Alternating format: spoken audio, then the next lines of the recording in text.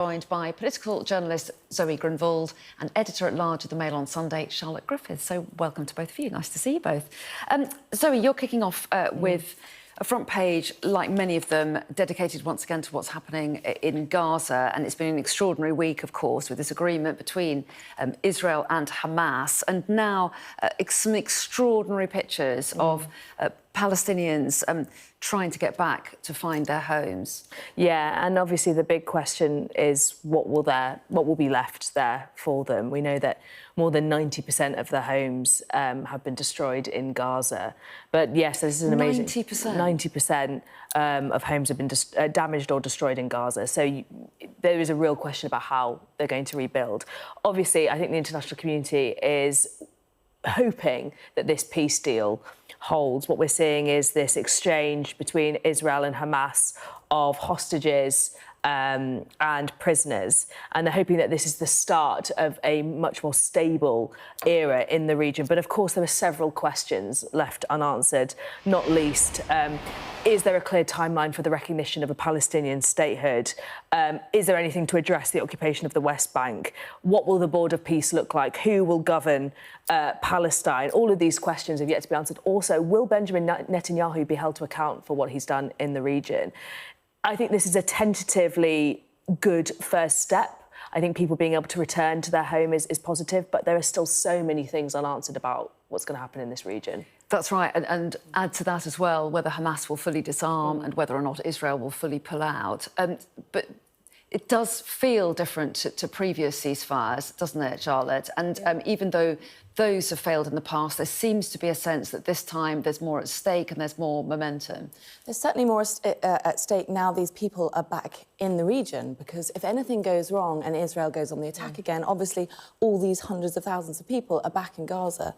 But I found it very interesting that Donald Trump's turned down the rhetoric on the whole Riviera, you know, because obviously a lot of the front pages are about rebuilding the region, but there's no talk of this this will be the new Dubai, skyscrapers and holiday resorts. Thank goodness, because of course that would be in a terribly poor taste, and that sort of slowed down negotiations a few months ago when Donald Trump first brought it up. So I was pleased to see there was no talk of the Riviera.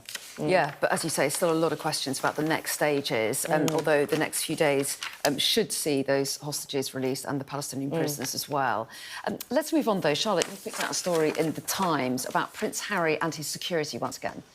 Yes, once again, Prince Harry is relaunching his bid to have security in the UK, and the reason is because he wants to lobby Sabana Mahmood about this, having obviously given up on Yvette Cooper, who's now left anyway. And he's kind of obsessed with this because he really, truly feels that if unless he gets security, Meghan can't come to the country. And I know he wants to, because we've read about it, but I've also got sources, he really wants to start coming to the UK a lot in the next 18 months in a build-up to coming in 2027 for the Invictus Games. And he really wants Meghan and his kids to be there. But he's not budging on the security issue. So what he's asked for is another security review, just to assess him. And I think if he is... He's arguing it should be annual and it hasn't been. Yeah, so security assessments are supposed to be every year. He hasn't had one for several years. Now, he's got a list of... his private security have got a list of people who basically want to attack him, threaten him. He's had a stalker recently. So he's saying, if I get the review, I will definitely get RAVEC security. I'll get police protection, because they won't be able to say no to me. And we should say RAVEC is this Home Office supervised body that deals with royals and VIPs and what security they should get. Yes, and it decides whether he should get it. But there are royals on as part of RAVEC, so they have to partly make the decision, the royal family. So I think that's why they've been putting off... Is it actual royal family or their representatives? Yeah, or... the household, representatives of the royal household. So... yes, they've said they've been avoiding basically giving him this security review, and he's hoping with Sabana Mahmood in place that maybe there's a chance he'll get it. Have a bit of sympathy for him, Zoe? Absolutely. I mean, I think anybody who faces threats, anyone who has had a stalker will be very concerned about their security. We know that Meghan particularly has been a real victim of a lot of vitriol here in the UK. And he's a very high-profile figure with constantly being discussed in the press, and he has young family members. So you can completely understand why he would want security. I think it's worth saying he has only returned to the UK on a few occasions. It's not like he's asking for a huge amount here. So it'll be interesting to see if there is more sympathy from Mahmood in her position as Home Secretary than there was previously under Yvette Cooper, and whether there'll be any budging on that decision. Yeah, and I think the Home Office says that it's not their policy to comment on individual cases, but they do talk about their protective security system being rigorous and proportionate. But might be tricky for him when he lost that High Court case, arguing for police security just a few months ago. Yeah. Move us on, Zoe, to the front page of the Financial Times, and another, a ramping up of a trade war that never really went away. Yeah, it's just very interesting, isn't it, that this is on the front page just sort of 48 hours after Donald Trump has been complaining and hoping for a Nobel Peace Prize, and now it is Donald Trump reignites China trade war. I think this just underscores the many, many reasons why I don't think Donald Trump was in the running reasonably for a peace prize. This is, a rehashing of the trade war between Donald Trump and China, Xi Jinping, over tariffs. So this particularly, the US president and China were due to have this summit, but ahead of it there have been a lot of talk. There's a post on Truth Social where Trump suggested that he would cancel this meeting with Xi that was expected to happen. This is because China have revealed a pack of export controls which will basically disrupt the global supply of rare earths and critical minerals. So under these new rules, foreign companies need Beijing's explicit permission to export products that contain even small traces of rare earths from China. We know China has really monopolised on these particular critical minerals. And it's just basically Donald Trump and China going back and forth about who has control over this particular bit of policy. It's this ramping up of rhetoric again that I think there is worries can spill over into the global market, and we're going to see that rehashing of various tariffs and economic shocks that we saw just a few months ago. Well, yeah, and already the impact on the S&P 500 in the US was big after this announcement. And again, it just shows you that although various deals have been done around the world, this issue of trade wars and tariffs hasn't fully gone away at all. No, and I don't think it ever will with Trump in the White House. I mean, from a PR perspective, it's just such an interesting choice to have ramped up the rhetoric.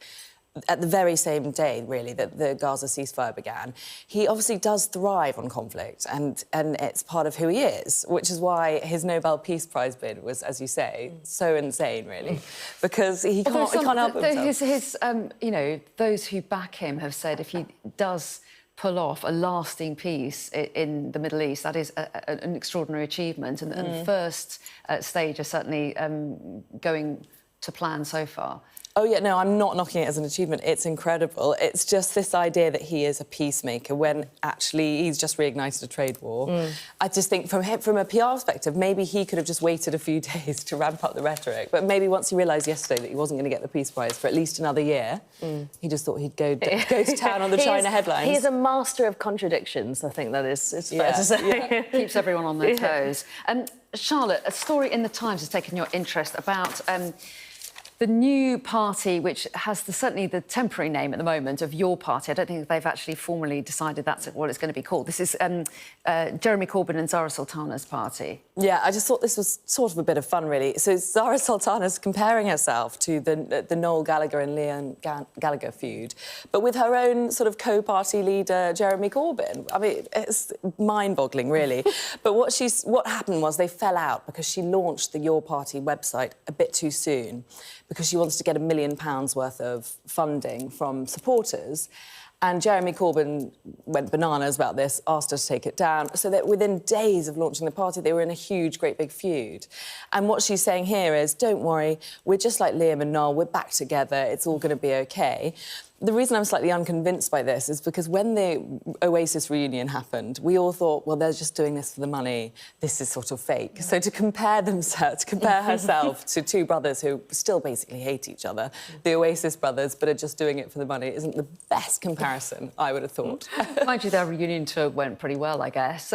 She could argue, and she's just having a bit of fun with it, isn't she? I think they're doing their best to put a positive spin on what has been an extremely chaotic launch. And I think actually the way in which that feud between Sultana and Corbyn and the other independent MPs in your party played out was actually hugely embarrassing. And I think there are always political comebacks, they can happen, but I think the idea that they can just kind of brush over that and that they will win back supporters who just put their head in their hands and said, this is exactly the sort of thing the left is trying to fight against, this idea that it's always egos over cooperation and cohesion. And I think Sultana is obviously trying to play it off and seem like this party can work together, but there are still deep-rooted ideological issues in that party that I think they're going to have to get over. OK, we're out of time for now. You'll be both back next hour. For the moment, thanks very much indeed. Thank you.